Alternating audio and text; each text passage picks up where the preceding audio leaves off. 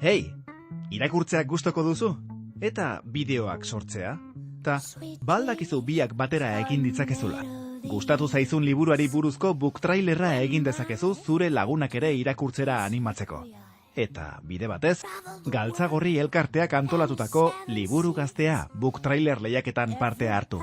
Zeren zaitzaude?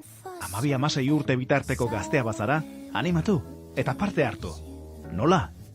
Lehiaketan proposatutako liburu bat irakurri, taldean bildu, gidoion bat osatu, eta muntatu zure bideoa. Eta zalantzaren bat baduzu, ikusi gure webguneko bideo tutoriala.